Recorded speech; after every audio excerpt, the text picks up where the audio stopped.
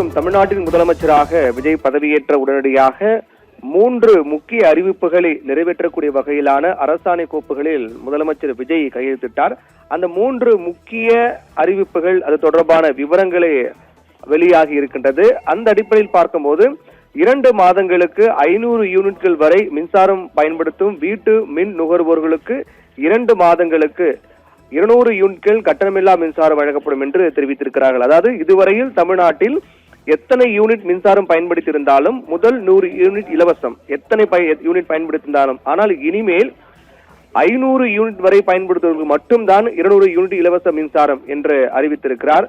பெண்களிடையே நம்பிக்கை ஏற்படுத்தவும் பெண்களுடைய பாதுகாப்பினை மேம்படுத்தவும் போதுமான ஆளுநர்கள், பணியாளர்கள் மற்றும் அதிநவீன வசதிகளுடன் கூடிய சிங்கப்பெண் சிறப்பு அதிரடிப்படை மாநிலம் முழுவதும் உருவாக்கப்படும். இதன் மூலமாக பெண்களுடைய பாதுகாப்பு தொடர்பான புகார்கள் மீது விரைந்து உரிய நடவடிக்கை எடுக்கப்படும் என்றும் 2வது கோப்பில் அவர் கையெழுத்திட்டார்.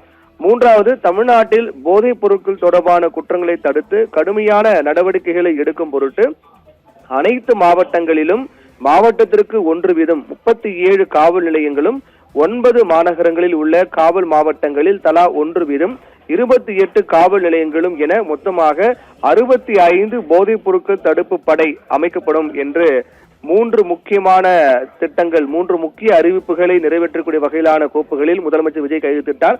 அந்த 3 முக்கியமான அறிவிப்புகள் தொடர்பான விவரங்கள் தற்போது அதிகாரப்பூர்வமாக வெளியாகிறது.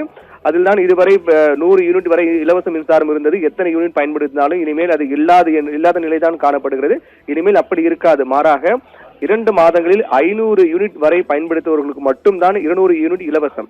மற்றபடி 500 யூனிட் தாண்டினால் அது இலவசம் என்ற கேட்டகரிக்குள் வராது என்ற அடிப்படையில் தான் முதல் கோப்பில் அவர் கையெழுத்திட்டார். அதைத் தொடர்ந்து பெண்களுடைய பாதுகாப்பு தொடர்பாகவும் அதுக்கு பிறகு போதைப் பொருள் கட்டுப்பாடு தொடர்பாகவும் அந்த கோப்பில் அவர் கையெழுத்திட்டு தொடர்பான விவரங்கள் தற்போது வெளியாக இருக்கிறது.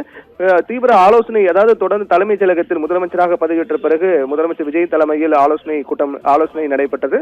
இந்த ஆலோசனையில் முதலமைச்சருடைய தனி செயலாளர்கள், தலைமை செயலாளர் உள்ளிட்ட முக்கிய அதிகாரிகள் கலந்து கொண்டார்கள். அப்போது அரசினுடைய அந்த நிர்வாகம் மற்றும் செயல்பாடுகள் குறித்தும் இந்த ஆலோசனையில் பேசப்பட்டிருக்கிறது. அதோடு மட்டுமல்லாமல் அதை தொடர்ந்துதான் இந்த 3 முக்கிய அறிவிப்புகளை வெளியிடுவதற்கான திட்டங்கள் அது தொடர்பான கோப்பில் கையெழுத்திடுவது குறித்த விவரங்கள் வெளியிடப்பட்டிருக்கிறது. ரிதி.